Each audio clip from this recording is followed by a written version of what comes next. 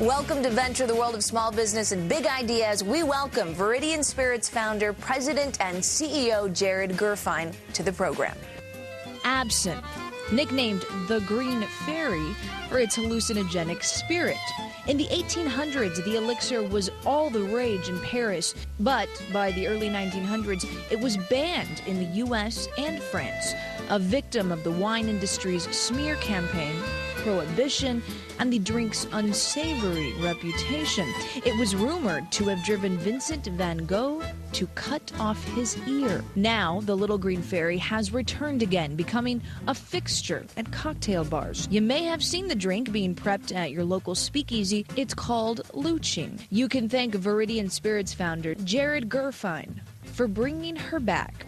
He was a lawyer at Jones Day when he decided to launch the legal battle to get the century-old ban on importing absinthe lifted.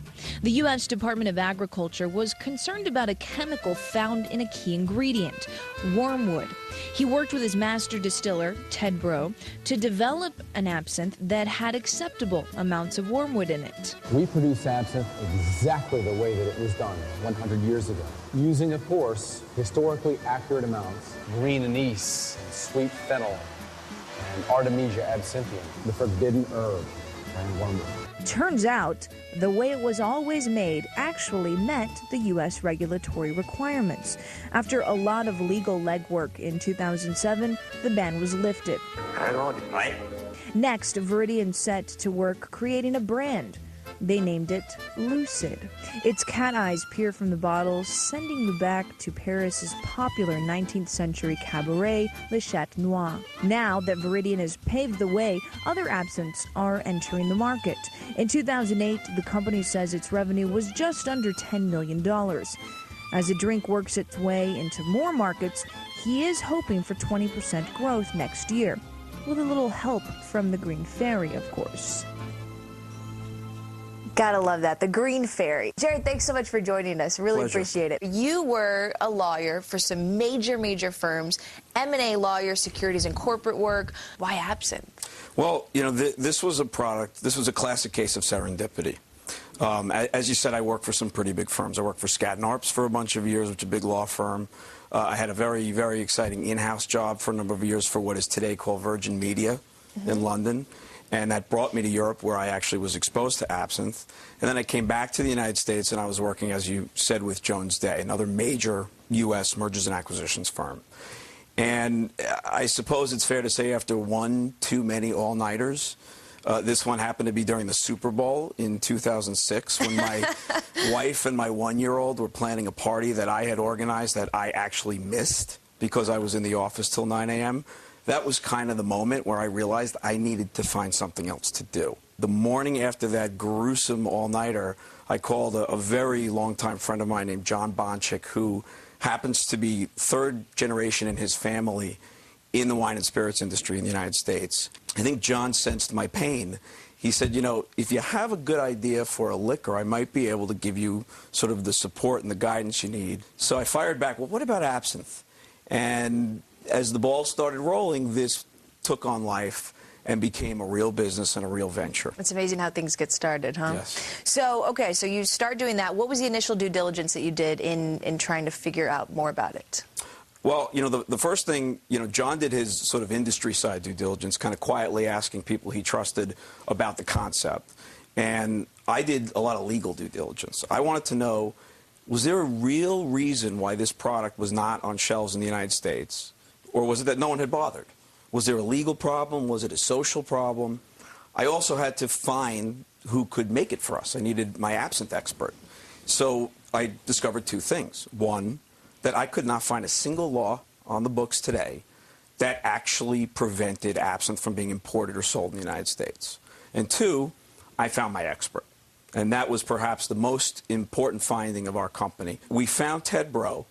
Ted Bro is a New Orleans-born chemist who, you might say, well, what is his connection to absinthe, this French-European drink? Ted Bro's, you know, ancestry was from France, and he was fascinated by absinthe, and he spent at least a dozen years using his experience as a chemist to study absinthe. And effectively, through his own research on unopened vintage bottles that he found at estate sales, debunked the notion that there were chemicals in these bottles that could actually hurt you. Okay, so let's talk a little bit about that. Let's go back and talk about the history of absinthe in the sense of being prohibited in countries. Well, what basically happened was absinthe really had an inauspicious, or at least an uncontroversial rise to prominence, to the point where it really became the national drink of France. And this was really a sort of Franco-Swiss invention and perfected by the French. And in the 1880s, the French wine industry was decimated. The European wine industry as a whole was decimated by a parasite called phylloxera that destroyed the crops for years. And before they got back to winemaking, absinthe took over the shelves. And the wine industry, in their effort to get back on the shelf, created a very articulate and organized smear campaign against absinthe. Jared Gerfine, co-founder of Viridian Spirits. We're talking absinthe, the history and the business. Stay with us. Welcome back to Venture. I'm Chris Valerio. We're with Jared Gerfine. He's a co-founder of Viridian Spirits, and we were talking a little bit about the history of absinthe, but let's talk about kind of the controversial part, and that's where, specifically where it comes from. And there's a substance, wormwood. Within that substance, there's something called, I guess, thujone? Thujone. Okay, so that's the substance that was blamed originally for many years for being hallucinogenic, well, psychotropic. and you said it exactly right. It was blamed. It was an allegation. It was never proved. And, you know, in the wine industry and the temperance movements combined zeal to remove absinthe from the shelves for a myriad of reasons, they hung their claims on this chemical thujone that no one had any real scientific proof that it meant anything, did anything, or even wound up in the finished bottle. Well, you said proof, and that's kind of the real reason it's 124 proof. Well, yeah, I mean, that's right. I mean, any highly alcoholic product that's abused or a low alcohol product that's abused can cause problems. And what they did was they pointed to any example they could find of alcoholic abuse, even if absinthe was the tip of the iceberg, was one sip after a day of wine drinking. And they would blow that up and look what thujone and wormwood have done again. What Ted Breaux discovered is that the amount of thujone in a properly made absinthe from 100 years ago was so infinitesimal that it matched the amounts that would meet U.S. and EU requirements today. Okay, so now you said about a legal process, but you weren't the first to actually do this legal process. So when you started looking at the legality of this, I mean, you must have seen that other people had been trying to kind of get into this. I know specifically Kubler Absinthe was trying to do this. So what did you learn from them, and how did you take that a step further? Well, you know, it's sort of interesting that you mentioned Kubler, which, by the way, is, you know, another authentic product that comes out of Switzerland. It's a Swiss style of absinthe. I actually reached out to the Kubler distillery at about the same time that I was speaking to Ted Breaux, before we had made a final decision on who we wanted to partner with. And the gentleman from Kubler, from Switzerland, when I approached him, said, well, you know, we've been trying to do this, but all we have is, I think the quote was, all we have is a big fat legal file. Can you help us? And, you know, not that I had any reason not to work with them, but it turned out Ted Breaux was a better match for us, and I'm very glad that that's what we decided to do. You know, so talk me through this legal process. It dawned on us that not too many big companies probably had bothered to approach the government about this, that this was still sort of an artisanal, niche kind of community, village, cottage industry kind of thing that was still on its sort of upswing. What was the market cap? I mean, worldwide, what was the penetration? No one really has Nobody knew a full set of statistics, but I'm willing to bet that we doubled it by just the sales of Lucid last year. But what we figured was, A, we were well funded. You know, the partnership is entirely self-funded. Between how much did it take to start it up? What was that initial base? The initial capital that we put in, just to knowing that we weren't going to be selling for a while we waged the legal battle, was a few $100,000. You know, total investments in the low seven figures. It's nowhere near what most companies assume you would have to put in to get to 10 million in sales in your first full year. We were able to be very efficient with PR, with very good relationships with our distributors, and a good distribution strategy. So how much of that went actually towards this legal process? I mean, how much did you end up spending in trying to get this passed? You know, it's hard to pin it exactly because we spent legal fees on trademarks and things like that, but we spent close to 7 figures on legal fees. I mean, it was not inexpensive. And it's because it had to be sort of a battle of attrition. The way we broke through what had been a stop sign at the government to everyone that had come before was through sheer consistency and persistence. I mean, you were on the phone with I read the Tobacco Tax and Trade Bureau every day. Someone was talking to somebody at TTB daily for months and months. And finally, after we presented them both legal arguments showing that absinthe was simply not illegal, arguments that I drafted, even showing that the 1912 ban was never valid, and then presenting them factual historical information that Ted Breaux helped us compile. Finally, we had to just break through with a full-on lesson on absinthe to get them comfortable that this was not just code for drugs in a bottle. They finally opened their eyes and said, you know, we would like to hear more about this. March 5th, they sign it, make it legal. It's the National Absinthe Day, I've heard. That's I read right. that. But they said essentially you can import things with the name absinthe, but it had to be third joint free through a certain amount, correct? Talk to me a little bit about the boundaries on there. What was wonderful about the final outcome was that, you know, reasonable heads prevailed. And the labeling restrictions, which I think they've been pretty loose with recently with some of the entrants I've seen, frankly, which is a little frustrating. But it hasn't hurt us because we're happy with our label. The only label restrictions, you know, were things that we were happy to have on the label. And they did not require some kind of a disclaimer about thujone on the label. And as you said earlier in the program, the amount of thujone in Lucid is exactly what you would have found in a pre-ban absinthe. So that was not in any way a shackle on us. As long as Ted could go about making absinthe the old-fashioned way with whole herbs and no dyes and whatnot, the thujone winds up in the right place anyway. And that is Jared Gerfine talking absinthe. Stay with us. You're watching Venture.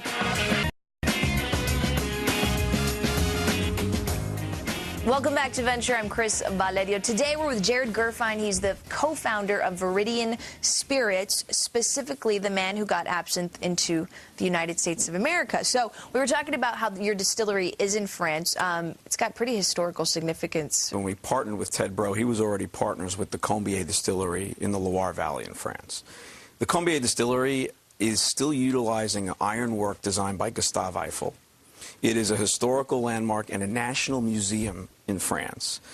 And it has ancient copper absinthe alembics that were literally used 150 years ago to make absinthe. And we are still using that equipment. Okay, so you have the pedigree here. So let's talk about the challenges of actually working with a production line that is in France and bringing that to the U.S. So Sure. what was the greatest challenge in setting that up to begin with? A lot of what had to be done was organizing, you know, the source of bottles, tea corks, you know, the wrap, the encapsulation for the top of the bottle. These were things that were on our plate to organize because the packaging and the branding came from us. The herbs and the base spirit, which make the absinthe, thankfully Ted Breaux and his partner Franck Schwan, the owner of the distillery, had years of experience working with the growers. And I think Ted had really been planning someday to be ready to do this on a mass scale. At what point had you quit being a lawyer? Well, you know, when John and I and Eddie and Leon started the company, I kind of eased myself out of the law firm to a part-time job. And I did that for a while. Once we were ready to once March 5th hit, and it was 2007, and it was time to start selling and getting all across the country distributors, that is when I stopped. What were the cost challenges then at this point? Did you have to go out and raise more money to actually begin the production line process, to get those first shipments out? You know, we were very efficient and savvy, and we were able to finance entirely from within the partnership. And, you know, we financed in stages. As we saw capital needs, we trickled them in as needed. And thankfully, we had such a boom year that our financing needs have been very minimal. But the capital challenges in the beginning were largely, you know, aside from the legal fees and getting the labeling and the branding, being ready to pay the distillery for the container of product. Thankfully, Eddie and I, based here in New York, with no experience in the liquor industry, got our first shipment of about 250 cases air-shipped to us so we could get going. Typical shipment is thousands of cases. This was an air shipment. Eddie and I hit the streets, and in 4 days, in May of 2007, we sold out 250 cases to guys with no experience. Going door to door. literally going to stores and restaurants in New York, showing them the New York Times article that had come out about the product. Now, what are the transportation costs now? How's the production line work at this point? And how is the import taxes? How do you deal with all of that? Well, for most of our logistics, we have a very, very effective third-party outsourced solution based on Long Island called MHW. And what they do is they deal with the actual logistics of bringing everything in through customs, putting it in the warehouse, holding the product for us, dispersing it to the distributors. This is an active distillery that had other products, so they knew how to package a product. They knew how to bottle a product. Once we identified the design work in the bottle, we wanted them to use a lot of that they were able to handle, and they're contractually supposed to deliver us a fully packaged product.